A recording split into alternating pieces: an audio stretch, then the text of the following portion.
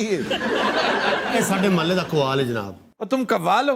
हाँ जी, भगवान की कृपा से कवाली है और तुम सार्जेंट लग रहे बनाना सब नूं नफरत नाल है। अरे तुम कमाल हो, ऐसे हुन अल्लाह दी तेरे बड़ी रहमत हो गई है। तुम्हें जरा दुख नहीं है? तुम्हारा बच्चा गुमा हुआ है, हम उसको डिस्कस कर रहे हैं और लगे हो तुम जुगते करने बेशरम। ਲੱਭ ਜਾਏਗਾ ਨਾ ਸਰ, ਮੈਨੂੰ ਐਸ ਕੇ ਖਾ ਗਏ ਹੋਣਗੇ ਇਹਨਾਂ ਕੋਲ ਬਚ ਗਿਆ, ਹੁਣ ਬਚ ਗਿਆ ਕਿਤੇ ਲੱਭ ਜਾਏਗਾ, ਇਧਰ ਉਧਰ ਹੀ ਹੋਣਾ।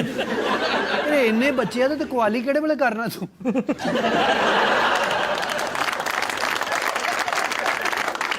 अच्छा जी, आप भी मोहल्लेदार हैं इनके?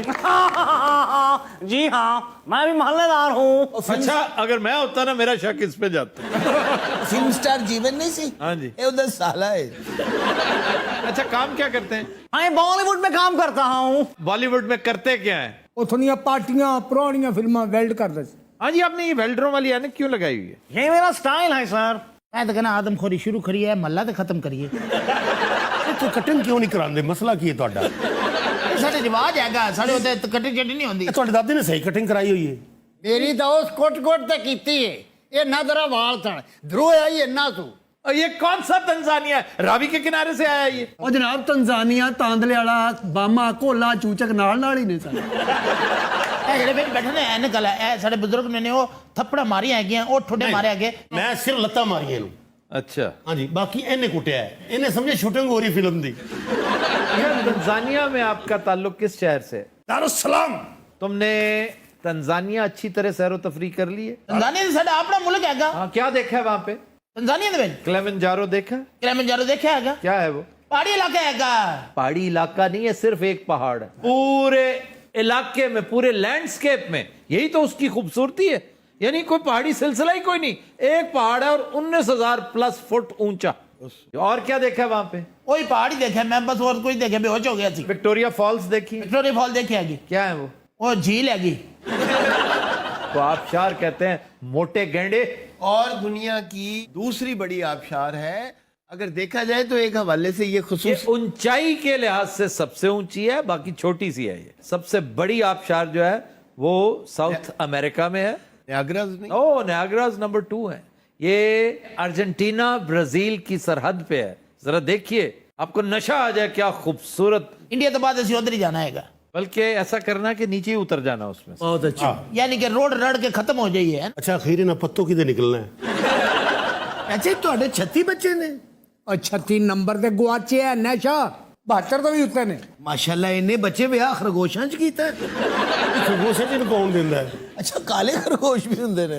ये जो जंगली खरगोश होता है, रैबिट नहीं कहते उसको, हेयर कहते हैं। ਹਰ ਗੱਲ ਦੀ ਜ਼ਿੰਮੇਵਾਰੀ ਲਈ 2.5 ਰੋਟੀਆਂ ਖਾਂਦਾ, ਇਹੋ ਜਿਹੀਆਂ ਗੱਲਾਂ ਕਰਦਾ ਜੰਗਲੀ ਖਰਗੋਸ਼ ਵੀ ਖਾਦਾ ਜਾਂਦਾ ਜੀ। बड़ा मजेदार है। जंगली खरगोश तो बड़े शौक से लोग खाते हैं, उसका शोरबे वाला सालन बनता है। ਚਲੋ ਹੁਣ ਇੱਥੇ ਤੁਹਾਡੇ ਮਹਿਮਾਨ ਹੈਗੇ, ਕੋਈ ਸਾਨੂੰ ਵੀ ਖਵਾਓ ਨਾ, ਕੋਈ ਮੱਲੇਦਾਰ ਹੈਗੇ, ਸਾਡੀ ਦਾਵਤ ਕਰੋ। ਜਿੰਨੀ ਤੂੰ ਰੋਟੀ ਖਾਣਾ ਨਾ, ਇਹਨੂੰ ਦਾਵਤ ਨਹੀਂ ਕਹਿੰਦੇ, ਇਹਨੂੰ ਉਜਾੜਾ ਕਹਿੰਦੇ ਨੇ। ਅੱਛਾ, ਤੰਜ਼ਾਨੀਆ 'ਚ ਕਰਦੇ ਕੀ ਹੋ ਤੁਸੀਂ? ਤੰਜ਼ਾਨੀਆ ਦੇ ਮੇਰਾ ਕਲੱਬ ਹੈਗਾ, ਜਿਮ ਹੈ। ਤੁਸੀਂ ਆਓ ਨਾ, ਉੱਥੇ ਅਸੀਂ ਤੁਹਾਡੀ ਬਹੁਤ ਖਿਦਮਤ ਕਰਾਂਗੇ। ਆਤੇ ਜਾਈਏ, ਤੁਸੀਂ ਮੈਲੇ ਬੜੇ ਹੋ। ਨਹੀਂ ਇਹ ਤਾਂ ਨਹੀਂ ਮੈਲੀ ਯਾਰ। ਅਜੇ ਤੇਰੇ 72 ਬੱਚੇ ਨੇ ਤੇ ਤੇਰਾ ਫੇਰ ਧਿਆਨ ਉਧਰ ਹੀ ਹੈ। ਤੁਸੀਂ ਗੋਸ਼ਤ ਖਾਂਦੇ ਹੋ ਜਾਂ ਵੈਜੀਟੇਰੀਅਨ ਹੋ? ਜੀ ਅਸੀਂ ਵੈਜੀਟੇਰੀਅਨ ਹਾਂ। ਬੰਦ ਗੋਭੀ ਬਾਜੀ ਇਹੋ ਜਿਹੀ ਪਕਾਉਂਦੀ ਹੈ ਕਿ ਗੋਭੀ ਆਪ ਬੋਲਦੀ ਹੈ।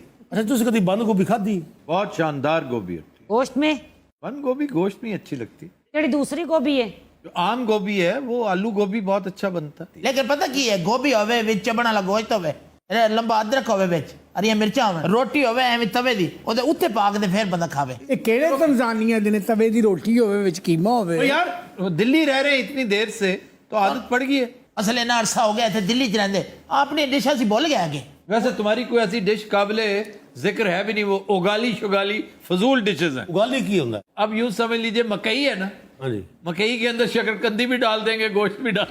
फिर एक चीज है न्यामा चोमा।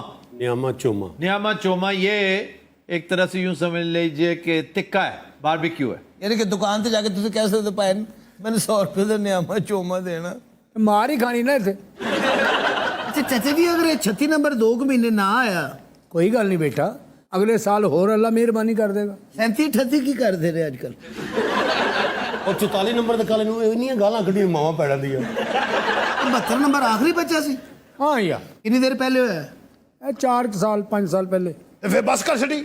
ਨਹੀਂ ਉਹ ਤੁਹਾਡੀ ਬਾਜੀ ਦੀ ਤਬੀਅਤ ਖਰਾਬ ਰਹਿੰਦੀ ਆ ਉਹਦੀ ਬਤਰਾਂ ਤੇ ਵੀ ਖਰਾਬ ਨਾ ਹੋਵੇ इस जैसे लोग हैं जिनकी वजह से इंडिया में आबादी बहुत ज्यादा, अब नॉन स्टॉप इसकी मर 5-6 बीवियां और मर जाती हैं बेचारी, और क्या करें? पैदा कर करके बच्चे। कितनी बीवी है तुम्हारी? ये 13ਵੀਂ बीवी है जनाब।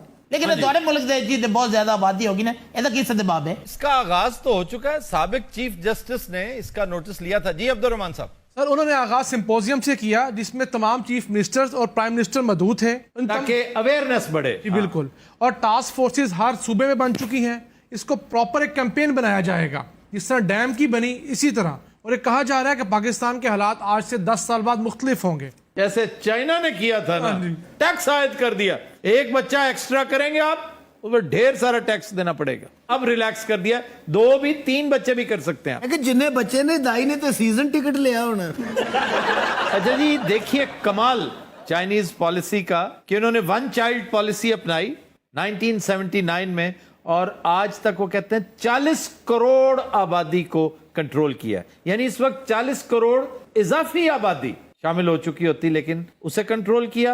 फिर इन्होंने 2016 में 2 चाइल्ड कर लिया, क्योंकि एक बच्चे के मसाइल बहुत है कि नौजवान कम हो जाते हैं, बूढ़े ज्यादा हो जाते हैं, उनकी केयर कौन करेगा।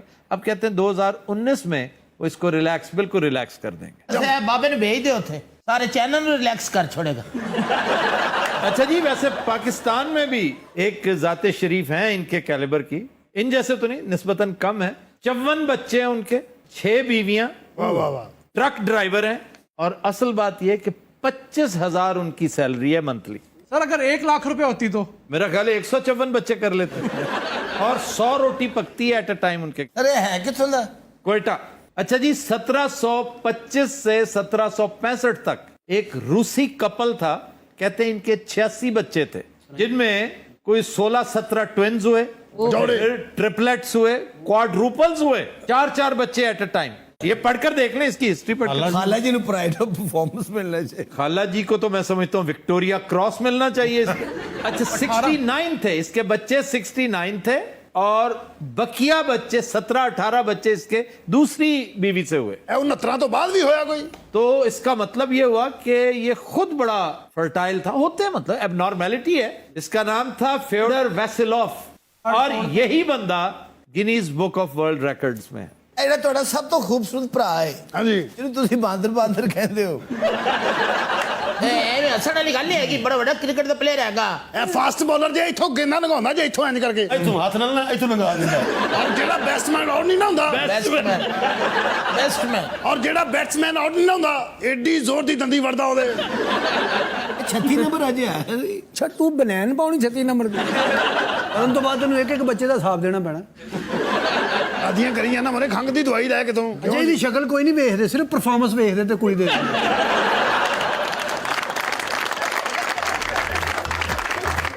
तो जी हज़रात, हम लेते हैं एक ब्रेक, हमारे साथ रहिएगा। वेलकम बैक जी। खबर है कि खानेवाल में करेले ठीक ना बनाने पर शौहर ने बीवी को घर से निकाल दिया। केड़ा एडा थड़े वर्गा खामद कौन है? ये को अकरम शेख साहब हैं, और पता क्या मैं समझा कि अकरम शेख साहब वही हैं जो हमारे और आप सबके मशहूर कानूनदान मियां साहब के वकील भी रहे जी, और वो बड़े डाडे भी हैं इस मामले में, और इंतहाई खुश खुराक भी हैं। लेकिन वो खाने वाले देते नहीं ना जी। हाँ, ये मुझे नहीं पता खाने वाले के हैं, लेकिन ये एक और साहब है। वो कौन साहब? वो तशरीफ फरमाए, वो परे बैठे जो। सर गुजारिश ये है कि तुसी इस गल नूं आप अच्छी तरह समझते हो कि ਅਸੀਂ ਕਾਰੋਬਾਰੀ ਲੋਕ हैं। ਹਾਂਡੀ ਹੀ ਇੱਕ ਐਸੀ ਚੀਜ਼ ਹੈ ਕਿ ਜਿਹੜੀ ਇਨਸਾਨ ਨੇ ਖਾਣੀ ਹੈ।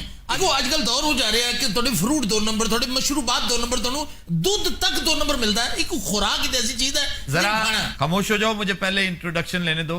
बीबी आप कौन है? ਸਾਰੇ ਮੇਰੇ ਹਮਸ਼ੀਰਾ ਨੇ ਜਿਨ੍ਹਾਂ ਕੋ ਕਰੇਲੇ ਨਹੀਂ ਬਣੇ। ਇਹ ਮੇਰੇ ਬੈਨੋਈ ਨੇ ਜਿਨ੍ਹਾਂ ਨੇ ਇਸ ਗੱਲ ਦਾ ਗੁੱਸਾ ਕੀਤਾ ਹੈ। ਬੜਾ ਸਮਝਾਇਆ ਇਹਨੂੰ, ਜਿਵੇਂ ਤੇਰਾ ਮਜ਼ਾਜੀ ਖੁਦਾ ਆਦਾ ਹੈ ਨਾ, ਉਹ ਤੂੰ ਕਰੇਲੇ ਬਣਾ। किस कदर जहालत है, दुनिया चांद पे पहुंच गई है और आप करेलों पे लड़ाई कर रहे हैं। चांद पे पहुंचे 50 साल हो गए हैं। हेलो, चांद गाड़ी निकल आई। अब तो मरीख पे जाने की तैयारियां हो रही हैं। तो सर मरीख से अजय तक नहीं पहुंचे। वो मरीख पर सवारियां ले जा रहे हैं वो। सर गुजारिश ये है कि अगर तो आपने मरीख की बात करनी है तो मैं फिर जाऊं, मैं एक मसरूफ आदमी हूं। मैंने मारीख की बात नहीं करनी आप ही की बात करनी। वैसे आप किसी मारीख से कम नहीं है।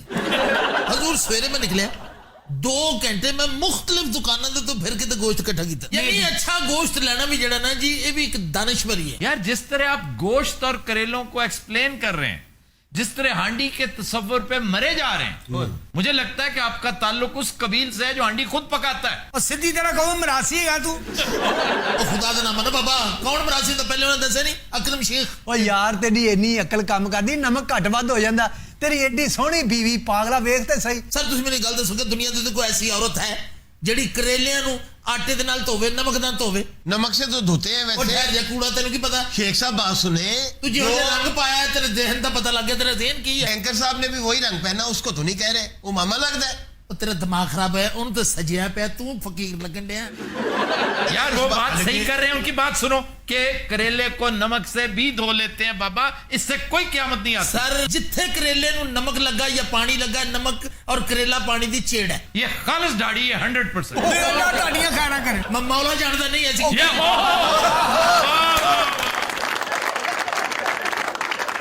भाई जान इस गल जान दे, ਆਪਾਂ ਵੀ ਉਹੀ ਹੈ। ਮੈਂ ਘਰ ਆ ਕੇ ਆਪ ਕਰੇਲੇ ਗੋਸ਼ਤ ਬਣਾ ਦੇ ਸਾਂ। किस तरह मैं इस गल जान दिया? 2500 रुपए का गोश्त, 1700 रुपए के करेले ले आया। कितनी देर होगी तुम्हारी शादी को? और सर 6 साल हो गए शादी को, अभी तक इन्हें करेले बनाने नहीं आए। आफ्ताब साहब मुझे एक बात बताएं, ये बंदा दुनिया पे करेले खाने के लिए आता है? नहीं, लेकिन खाना पकाना तो आना चाहिए। ਓਏ ਉਹਦੇ ਕੋਲ ਨਹੀਂ ਪੱਕੇ ਤੂੰ ਬਾਜ਼ਾਰੋਂ ਰੋਟੀ। ਉਹ ਤੇਰੀ ਬੀਵੀ ਵੇਖ ਕਿੱਡੀ हीरे वर्गी चन्न वर्गी औला करेले है, उसकी बीवी तो नहीं है। वाकई तुम उसकी बीवी को गैर जरूरी सपोर्ट दे रहे हो, तुम भी और ये NGO वाली खातून भी। देखिए सर, हमारा काम है विमेन एम्पावरमेंट और इसका तकाजा है कि हम इन्हें हर तरह की कानूनी इमदाद दें। आप विमेन एम्पावरमेंट के साथ साथ इमेंसिपेशन की तरफ ध्यान क्यों नहीं देती? आप इसकी बात क्यों नहीं करती कि भाई आपका बीच बचाव हो जाए, को आपकी सुलह सफाई हो जाए, आप भी थोड़ा सा रिट्रीट करें, वो भी अपनी शौकीनी कुछ कम करें, बजाय इसके कि लीगल एड लेके पीछे पड़ जाते हैं आप। और आप क्या चाहते हैं कि उस बेचारी को उसके रहमो करम पे छोड़ दें? तो रहमो करम पे तो उसके घर वालों ने छोड़ा हुआ है। ਉਹ ਕੀ ਕਰੀ ਜਨਾਬ, ਹੁਣ ਦੀਆਂ ਵਿਆਹਣੀਆਂ ਤੇ ਹੁੰਦੀਆਂ। ਧੀਆਂ ਭੈਣਾਂ ਵਿਆਹੁਣੀਆਂ, ਤੈਨੂੰ ਕਰੇਲੇ ਬਣਾਉਣੇ ਤੇ ਦੱਸ। ਉਹਦਾ ਘਰ ਉੱਜੜ ਰਿਹਾ। ਉਹ ਬੁੱਢੀ ਵੇਖੋ ਕਿੱਡੀ ਸੋਹਣੀ ਉਹਦੀ ਯਾਰ। अच्छा जी, मैंने लगता भी मेरा साला है नहीं ए है। तो मैं दसा इस तो पहले एक दिन मैंने कहा भी कीमा मैं ले आया, तो सुन सुरीला जे करके भुन के ना ਖਾਣਾ ਗੋਸ਼ਤ यानी ਭਾਵੇਂ ਖੋਤੇ ਦਾ ਖਾ ਲੈ। और कीमे को सुरीला कह रहा है। मेरा एक सवाल रह गया जी। अगर करेले को आप नमक से नहीं धोएंगे तो किससे धोएंगे? नहीं, करेले को ये आम तौर पर पानी और नमक लगाते ही नहीं है। सर करेले नु पानी जिथे लगा ना, करेले दी चिड़ है पानी। जी जी दुरुस्त। करेला कड़वा हो जाएगा। मेरी गल सुनना, शेखा तो बेहतर नहीं पता किसी करेले। सही गल सही। ये आप शेखों को बदनाम कर रहे हैं। शेख बेचारे कुछ नहीं जानते जितना आप जानते। ए शेख जी है।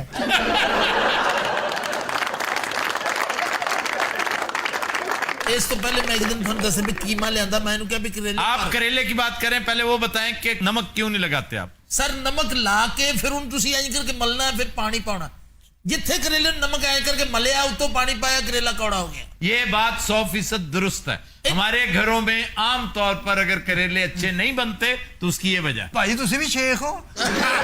ਇਹਦਾ ਬਿਹਤਰੀਨ ਤਰੀਕਾ ਇਹ ਹੈ ਕਿ ਪਿਆਜ਼ ਤੁਸੀਂ ਕੱਟ ਕੇ ਰੱਖਣਾ ਤੇ ਕਰੇਲਾ ਕੱਟ ਕੇ ਰੱਖ ਲੈਣਾ। ਆਹਾ। ਅਗਰ ਤੁਸੀਂ 2 ਮੁੱਠਾ ਪਿਆਜ਼ ਦੀਆਂ ਪਾਈਆਂ ਨਾ ਜੀ ਕੜਾਈ ਦੇ ਵਿੱਚ ਫਰਾਈ ਕਰਨ ਵਾਸਤੇ, ਤੁਸੀਂ ਉਹਦੇ 'ਚ 1.5 ਕਰੇਲਿਆਂ ਦੀ ਮੁੱਠ ਪਾਉਣੀ। ਅੱਛਾ। ਉਸ ਤੋਂ ਬਾਅਦ ਉਹਨੂੰ ਯਕਜਾ ਫਰਾਈ ਕਰਨਾ। ਗੋਸ਼ਤ ਭੁੰਨ ਕੇ ਤੁਸੀਂ ਸਾਈਡ ਤੇ ਰੱਖ ਲਿਆ। ऐसा ऐसा ਇੰਜ ਕਰਕੇ ਤੁਸੀਂ ਜਿਸ ਤਰ੍ਹਾਂ ਹੀ ਹਲਕਾ ਬਰਾਊਨਿਸ਼ ਜਿਹਾ ਉਹਦਾ ਕਲਰ ਹੋਇਆ ਨਾ ਜੀ, ਪੌਣੀ ਦੇ ਨਾਲ ਇੰਜ ਕਰਕੇ ਜ਼ਰਾ ਘਿਓ ਕੱਢ ਕੇ ਢੱਕਣ ਚੁੱਕਿਆ ਤੇ ਗੰਮ ਵੇਚ ਤੇ ਉੱਤੇ ਢੱਕਣ। ਉਹ ਧਿਆਨ ਨਾਲ ਸਾਡਾ ਸ਼ੇਖ ਨਾ ਮਾਰ ਦਈਆ। ਇਹਨੂੰ ਕਰੇਲੇ ਲਿਆ ਕੇ ਦਿੱਤੇ, ਮੈਂ ਕਿਹਾ ਭਰ ਕੇ ਪਕਾ, ਧਾਗਾ ਲਪੇਟ ਕੇ। ਹਾਏ ਹਾਏ। ਫੇ ਮੌਲਾ ਜਾਣਦੇ ਇਹਨੂੰ ਕਰੇਲੇ ਲਿਆ ਕੇ ਦਿੱਤੇ, ਇਹਨੂੰ ਧਾਗਾ ਨਹੀਂ ਲੱਭਾ, ਇਹਨੇ ਡੋਰ ਲਪੇਟ ਦਿੱਤੀ। ਦੱਸੋ ਹੈ भाई जी धनिया गोश्त एडा वधिया बनांदी है, भिंडी गोश्त एडा वधिया बनांदी है, कुन्ना ऐसा आला बनांदी है। लेकिन करेले ਜਿਹੜਾ ਫੇਲ ਹੈ ਉਹ ਫੇਲ ਹੈ। मैं तो इंज लगता जिवें करेला मेरा बहनो ही है। पूरी माशरती जिंदगी का इन्हिसार ताल्लुकात ज़नो शौ पे है। आप इस बात पे इतनी अच्छी बीवी को घर से निकाल रहे हैं। अच्छा ਉਹਦਾ ਧਿਆਨ ਵੀ ਬੀਬੀ ਹੈ। नहीं नहीं यार, 3 बच्चों की माँ है वो, कोई मजाक नहीं है। ਸਾਰੇ 3 ਬੱਚੇ ਨਾ ਹੁੰਦੇ, ਮੈਂ ਕਦੋਂ ਦੀ ਫਰਕ ਕਰ ਦਿੱਤੀ ਸੀ। ਤੁਸੀਂ ਕਮਾਲ ਕਰਦੇ ਹੋ। ऐसा ना करो ਭਾਈ मेरे ਜੀ ਤੁਸੀਂ ਇਹ ਥੋੜੀ ਜਿਹੀ ਗੱਲ, ਇੰਨੀ ਗੱਲ तो मैं माफी कर दूं, बस छड़ दो। देखें, ये इंतहा पसंदी बहुत दूर तक ले जाती है आपको। चंडीगढ़ में एक शख्स ने बीवी को सिर्फ इस बात पे पीट डाला कि उसने वाईफाई का पासवर्ड चेंज किया बगैर पूछे, और वो खपता रहा सारी रात कि यार वाईफाई को क्या हो गया। उसने किसी वजह से किया होगा कि हमसाए भी इस्तेमाल करते हैं, मुलाजिम भी इस्तेमाल करते हैं, लेकिन उसने उस पर बाकायदा तशद्दुद किया। और बच्चे काबू नहीं आते वाईफाई ना, बच्चों को थोड़ा सा ग्राउंड करने का एक तरीका होता है, लेकिन अब तो बहुत मनमानी करते हैं बच्चे। कायरा में एक शख्स ने, मिस्र की बात है, कायरा में एक शख्स ने सिर्फ बीवी को इस वजह से मारा कि उसने दूसरी दफा शवारमा नहीं दिया उसे, तो उस बेचारी की मजाल नहीं थी आगे से कुछ बोलती वो सर मजाल तो भी नहीं है, मैं इस गल तो 13 बारी मार चुका है। ਇਹ ਬਾਦਰੀ ਨਹੀਂ ਪਾਗਲਾ, ਕਰੇਲੇ ਗੋਸ਼ਤ ਲੱਭ ਜਾਂਦੇ, ਬੀਵੀਆਂ ਨਹੀਂ ਲੱਭਦੀਆਂ। ਉਹ ਕਿੱਡੀ ਸੋਹਣੀ ਤੇਰੀ ਬੀਵੀ ਹੈ। ਅੱਲਾਹ ਅੱਲਾਹ ਨੇ ਤੂੰ ਇੱਥੇ ਟਿਕੇ। ਇਹ ਵੇਖੋ ਬਾਈ ਜੀ ਗੱਲ ਨੂੰ ਜਾਣ ਦਿਓ। ਮੇਰੀ ਗੱਲ ਸੁਣਾ, ਇਹਨੂੰ ਲੈ ਤੇ ਚੱਲ ਇਥੋਂ। ਇਹ ਤਿੰਨਾਂ ਕੱਪੜੇ ਜਾਈ ਸੀ, ਤਿੰਨਾਂ ਕੱਪੜੇ ਵਾਪਸ ਲੈ जाओ। देखो बेशरम कितना है कि ये तक कह रहा है कि 3 कपड़ों में आई और वही कुछ और ना लेके जाए। अगर उसे भेजना ही है तो सब कुछ दे के भेजो। ਇਹਦੇ ਪਿਓ ਦਾ ਸਾਰਾ ਕੁਝ ਮੇਰੀ ਮਿਹਨਤ ਦੀ ਕਮਾਈ ਹੈ। तुम्हारी मेहनत जो है उसकी किस्मत की वजह से मिलती रही है। ਤੁਹਾਡੀ ਮਿਹਰਬਾਨੀ ਇਹ ਤਲਾਕ ਦੇ ਦੇ ਸੀ, ਤੁਸੀਂ ਕਿਉਂ ਇਸ ਗੱਲ ਨੂੰ ਵਧਾ ਰਹੇ ਹੋ? इसकी मजाल है तलाक दे दे। ਵਾਹ ਸਦਕੇ मैं 3 मिनट दे देगा। ओए बीवी को तुम करेलों की वजह से फारिग कर रहे वो हो। सारी एक बीवी की मैं 2 और ले आवांगा। मेरी दुआ है कि वो दोनों ऐसी हों कि शोरबे वाले करेले पका के दे। मां दी दाल तो गोश्त तेन क्या बना। हेलो ठीक है जी, गोश्त गलिया है, मां दी दाल खड़ी। लो जी कंफर्म होगी बात। हाँ ये शेख ही ਮੈਂ ਪਿੱਟਣ ਡਿਆ ਉਹਨਾਂ ਕਿ ਇਹ ਸ਼ੇਖ ਹੈ। ਕੰਮ ਕੀ ਤੁਹਾਡਾ ਸ਼ੇਖ ਸਾਹਿਬ? शोरूम है मेरा बड़ियां गड्डियां दा। ਆਠਾ ਤੇਰੇ ਛੋਟੀਆਂ ਗੱਡੀਆਂ ਵਾਲਾ, छोटियां गड्डियां किहड़ियां हुंदियां? ਇਹ 10 ਵਾਲੀਆਂ ਨੇ ਪੱਖਿਆਂ 'ਚ ਮਾਰੀ ਦੀਆਂ। आप क्यों बर्दाश्त कर रही हैं? आज की औरत कमजोर नहीं है, आप खुद मुख्तार हैं, आप किसी से कम नहीं हैं। आप इस रिश्ते को खत्म करवाने पर तुली हैं। मैं तो इस रिश्ते के वैसे खिलाफ हूँ। आप देखें ना उसकी पर्सनालिटी, वो किस कदर मासूम है, और वो देखे किस कदर दूष बंदा है। ये मैनू नहीं देती लड़की, पैसे नु पैसे थबंटू तोरमियां नु अपने। अच्छा अब आखिरी दफा मैं पूछ रहा हूँ, कोई गुंजाइश है, कोई माफी मिल सकती है? Never, nothing, not at all. ਇਹ ਵੇਖੋ ਇੰਜ ਨਾ ਕਰੋ, ਇਹ ਵੇਖੋ ਜੀ ਤੁਹਾਡੇ ਸਾਹਮਣੇ ਆ ਮੇਰੀ ਇੱਜ਼ਤ ਤੁਹਾਡੇ ਪੈਰਾਂ 'ਚ ਪਈ ਹੈ। जो मर्जी तू कर, मेरे पैरों में हाल है। और बस खत्म करो इस मामले को। नहीं कोई नहीं खत्म हो सकता। तेरे सर पे- मैंने 50,000 बारी किया, मेरे नाल खड़ी हो। भाई जी, अब मेरे देखो। नाल किचन में खड़ी ਇਹ हो। ਵੇਖो मेरा नहीं हो सकता यार अब सुन लो, ਮਾਫ ਕਰ ਦੇਣਾ ਚਾਹੀਏ ਸਰ। क्या कर रहे हैं आप? कैसा बेहुदा शख्स है। सवाल ही बंद नहीं होता। ਇੱਕ ਬੰਦਾ ਤੇਰੇ ਕੋ ਮਾਫੀ ਮੰਗਣ ਡਿਆ ਤੇਰੀ और दफा करो तुम लानत यार भेजो। 50,000 बारी माफी मंगे जी, सारों तुम करेले नहीं होंगे, उन्हें सोना कर दी। माफ कर दो भाई जी, मैं नहीं कहना बच्ची है। एक बारी परे हो जा। मेरी गल सुनो, एक बारी माफ कर दो, पका लेगी। कहीं नहीं हो सकती ये माफी। अन्नी दे आप बच्चा कर माफ इनु, माफ कर इनु, माफ कर इनु, कर माफ इनु, कर माफ थल्ले पैरी पै ओदे, पैरी पै, जिद्दां पैरी पैरी पै, पैरी पै, अगे आओ नहीं। मेरी नहीं, उधर उधर उधर बताओ उन्हें। मेरा मौला जानदा जिद्दां ही कहंदा उदां कर लेंगे। तो पहले क्यों नहीं कहते थे? औथे चल मांग मांग माफी, मांग माफी। ओ भाई गलत कर रहे हो। एक मिनट छाड़ दे, मांग माफी, थल्ले पै, पैर पै, इधर बैठ तू, पै। आज मैनू माफ कर दे, तुम मैनू पानी वाले करेले बना के दे, मैं खावांगा। मैंने मौला दे के तुम माफ कर। लागो अगे, चल तू आ, ਚਲੋ आगे चल, चल आगे, आगे लग, आगे लग। तो दिन रात हम लेते हैं एक ब्रेक, हमारे साथ रहिए। वेलकम बैक जी मरियम। खबर है कि भारत में गुर्बत से तंग आकर सांप को दूध की बजाय चाय पर लगाने वाला सपेरा लोगों की तवज्जो का मरकज बन गया। कितना गरीब सपेरा होएगा। इसकी कहानी बड़ी दर्दनाक है। वो क्या सर? ये 70 साल का बाबा है और कहता है सारे अजीज रिश्तेदार इधर उधर हो गए, बच्चे शादियां वादियां करवा के अपने घरों वाले हो गए, बीवी मर गई, एक ही साथी बचा था और वो है कोबरा। कोबरा आमतौर पर 40-45 साल का होता है। अगर आपने पालतू रखा हुआ है, कैप्टिविटी में है, अगर बाहर होगा तो बहुत कम अरसे मर जाएगा। वो शिकार करता है और शिकार होता है। जंगल में तो कानून यही है ना, लॉ ऑफ जंगल, इसी को कहते हैं सर्वाइवल ऑफ द फिटेस्ट। जो जितना तगड़ा, जैसे हमारे मुल्क में है, हमारे मुल्क में सर्वाइवल ऑफ द फिटेस्ट इस एक कुलिये के तहत हर चीज चल रही है। अपनी ब्यूरोक्रेसी को देखें, सियासत को देखें, जमहूरियत को, फौज को, इक्तदार को, अवाम को। ਇਹ ਸੱਪਾ ਦੇ ਪੁੱਤ ਮਿੱਤ ਨਹੀਂ ਬੰਦੇ, ਭਾਵੇਂ ਚੁਲੀਆਂ ਦੁੱਧ ਪਿਆਈਏ, ਜਿਗਰ ਦੀ ਗਰਮੀ ਦੂਰ ਨਹੀਂ ਹੁੰਦੀ, ਭਾਵੇਂ ਠੰਡੇ ਪਾਣੀ ਨਾਲ ਨਹਾਈਏ। ਇਹ ਮੇਰੇ ਉਸਤਾਦ ਨੇ ਜੀ, ਜੋਗੀ ਬਾਦਸ਼ਾਹ। ਅਸੀਂ ਤੈਨੂੰ ਕੱਖੋਂ ਲੱਖ ਕਰ ਦਈਏ, ਲੱਖੋਂ ਕੱਖ ਕਰ ਦਈਏ, ਹਬੀਬ ਬੈਂਕ ਦੇ ਸਾਹਮਣੇ ਜਾ ਕੇ ਤੂੰ ਰੋਵੇਂ। अच्छा ये फजूल आदमी है ग्वालियर का, बोल दबाबे की पंजाबी रहा है। अच्छा ये कौन लोग हैं? गुजारिश आफ्ताब ये है कि मैं एक जर्नलिस्ट हूँ, मेरा दहली से ताल्लुक है और ये लोग ग्वालियर के। हम ग्वालियर के रहने वाले हैं। ये 100 साल किस जगह रहते हो ग्वालियर में? मियाँ तानसेन के दरबार के साथ हमारा घर है, ये क्यों नहीं बताते? ये बताएं सांप को चाय कौन सी पिलाते हैं, अदरक वाली या फिर सौंफ वाली? ਇਹ ਜਿਹੜੀ ਆਪ ਪੀਂਦੇ ਨੇ ਉਹੀ ਉਹਨਾਂ ਨੂੰ ਪਿਆਉਂਦੇ ਨੇ। और सापे दी झूठी चाय नहीं पीते। अच्छा जी ये कौन साहब है? ये महकमा वाइल्ड लाइफ से आए। अच्छा वाइल्ड लाइफ के नुमाइंदे। असल में आफ्ताब पर बात क्या है, ये जो लोग जानवरों पे जुल्म करते हैं मुझे बहुत बुरे लगते हैं। آپ کو پتا ہے کہ انڈیا میں سلمان خان نے کالے ہرن کا شکار کیا ہے. تمہارا منہ کیوں کھلا رہتا ہے؟ دیکھ میری بات سنیں, یہ بات نہیں کرنی آپ نے. ارے کوئی بیماری ہے یہ سٹائل میرا بچپن. اچھا وہ سلمان خان والے کیس کا بنا کیا؟ وہ تو سزا نہیں ہو گیا تھا اور 2 دن بعد اپیل کی اور ضمانت ہو گئی. آپ کو پتا ہے کہ ہمارے دیش میں ہر دوسری عدالت میں اپیل ہو جاتی ہے. اصل جی موج تو تہاڈی ہے کہ اپیل کرنے کی کوئی لوڑ ہی نہیں. تسی آرمی چیف نو اپیل کرو, سب موجیں موجیں. اچھا آپ ہمارے ملک کے مامے نہ بنے. ہمارے ملک میں عدالتیں اتنی ہی مؤثر ہیں, بلکہ زیادہ مؤثر ہیں جتنی آپ کے ہاں ہیں. دیکھیں جو جمہوریت ہمارے دیش میں ہے آپ کے پاکستان میں نہیں ہے. آپ کا ملک 12,000 سال پرانا ہے, ہمارا ملک 70 سال پرانا ہے. وائلڈ لائف میں آپ ہوتے ہیں جی, بہت سے جانور دیکھے ہوں گے آپ نے. بہت سے جانور دیکھے ہیں میں نے. لگتا ہے زیادہ تر آپ نے دریائی گھوڑا دیکھا ہے. ہپوپٹمس. ہپو تو اس کے ساتھ نہیں بیٹھا. اچھا بے سپاں والے کو کم دی گل دسو. اے تو نصیباں والی لگنی ہے, تینوں سپ دی کنج دے دیاں گے, ایک تینوں گدڑ سنگھی دیاں گے, گھر چ رکھ لا. اپنا بینک کھول نہیں, تیرے کو پیسے نہیں مکن گے, سارے نیارے ہو جان گے. میرے حساب سے ان لوگوں کو جیل میں ہونا چاہیے. لوگوں کو گدڑ سنگیاں دیتے پھرتے ہیں, ان کی توہم پرستی کا ناجائز فائدہ اٹھاتے ہیں. یار اگر اسی تو 5 دھکے دھکے کھا کے 7-8 گھنٹے روٹی لے جانے ہیں تو کی برا کرنے ہیں. یہی تو ہم کہہ رہے ہیں بیوقوف, کوئی ڈھنگ کا کام کرو. یہ سانپ پکڑنا کوئی ڈھنگ کا کام ہے؟ بالکل صحیح کہہ رہے, میں ایگری کر رہا ہوں. سانپ کا ایکسپرٹ ہونا اور بات ہے, میں اسے ایک سائنس سمجھتا ہوں, اور یہ ہے بھی سائنس, فارمل اور انفارمل. لیکن یہ سپیرے جو ہنٹرز ہیں, سانپ پکڑنا, اس کو پٹاری میں بند رکھنا اور تماشا کرنا, اے سپاں دا زہر کٹ کے ویچی دا آفتاب صاحب بڑا مہنگا وکدا. ارے تو جائز کاروبار ہے. اگر سائنٹیفک طریقے سے کرو تو سانپ مرتا نہیں ہے. اگر ڈھنگ سے اس کا وینم نکالیں, اس کا منہ کھولتے ہیں. اور سر نہیں کھول دے سارے سامنے. کیوں نہیں کھولتے؟ میں انہوں کئی باری کیا منہ کھولو, انہوں نے کہا میرا منہ نہ کھلواؤ.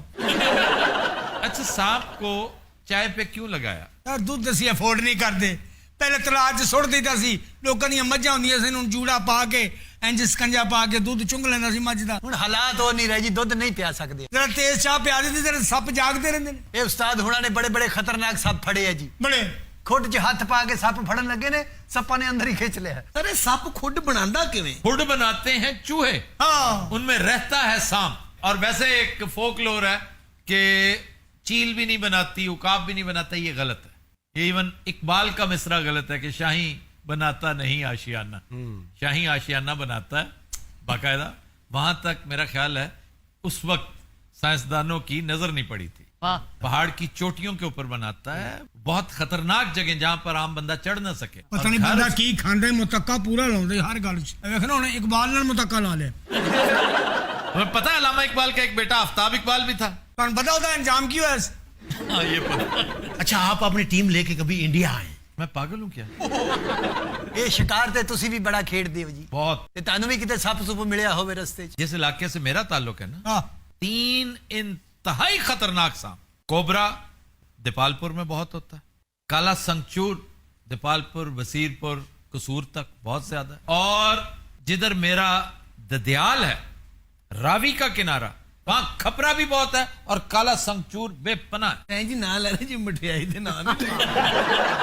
تانوں انہاں گلاں دا پتہ ہے سی سپ دے بارے؟ نہ جی توبہ کرو. انہاں دے بڑے سارے جوگی نے, خاندانی جوگی نے. نہیں مگر اے دے نالوں وڈیا کوئی نہیں. سپ دا منکا انہاں دے کول آ. یہ سر یہ جو سانپ کا منکا ہوتا ہے بکواس ہوتا ہے, کوئی منکا شنکا نہیں ہوتا ہے, یہ ڈھکوسلا ہے ان کا. سر وہ جو منہ سے ہیرا نکالتا ہے. کوئی ہیرا نہیں نکالتا یار, ہیرا صرف زمین سے نکلتا ہے, اور سے نکلتا ہے, اور سے, جس کو ڈائمنڈ اور کہتے ہیں. اور ہمارا ملک انتہائی قیمتی پتھر سے بھرا پڑا ہے.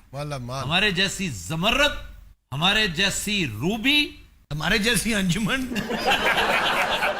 آپ کا ملک صرف ہیرا ہی نہیں, آپ کا ملک تو کرپشن کرنے والوں سے بھی بھرا پڑا ہے. کرپشن صافی صاحب ہر جگہ بہت ہے. آپ کے یہاں بھی ہمارے یہاں نہیں. آپ کے یہاں کرپشن ہم سے زیادہ ہے. ہمارے ہاں کرپشن ہے, میں مانتا ہوں اس بات کو, لیکن اس لیول کے لوگ نہیں کرتے جس لیول کے لوگ آپ کے ہاں کرتے ہیں. اب نہیں کریں گے, اب انہیں بھی کان ہو گئے ہیں جی. اور ہماری جتنی سالانہ کرپشن ہے نا, وہاں ان کے ایک محکمے میں ہوتی ہے. لیکن آپ یہ بھی تو دیکھیں نا کہ آپ کی آبادی, آپ کے ٹوٹل یہاں 5 صوبے ہیں, ہمارے صوبے بھی تو دیکھیں نا, اس ریشو سے اگر آپ دیکھیں تو کرپشن آپ کے ملک میں زیادہ ہوتی ہے. نہیں بھائی, نہیں, ریشو دیکھنی ہے تو کرپشن کا حجم مت دیکھو, یہ دیکھو کہ ہم نے کرپشن میں پکڑا کس کس کو ہے. کبھی آج تک پرائم منسٹر کو لٹکایا ہے؟ لیکن میرے بھائی میری بات کا جواب دو پہلے. اچھا آپ جھگڑا نہ کریں, یہ ہمیں بہت ماریں گے. ساڈے کو کیسا سانپ ہے جڑا دولت تے بہندا ہے؟ وہ بینک لبدا پھردا. سر وہ کون سا سانپ ہوتا ہے؟ یہ فضول بات ہے. یار دسو نا کی ہے گئے سانپ عام طور پر, سانپ ہی نہیں وائلڈ لائف ساری, یہ ویرانوں میں رہنا پسند کرتے ہیں جہاں انسان کا عمل دخل کم سے کم ہو. تو آپ دیکھیے کہ یہ جو پرانے دفینے ہیں, خزانے, وہ محفوظ ترین مقام ہوتا ہے اور اس میں ویکیوم رکھتے ہیں. وہ ایسا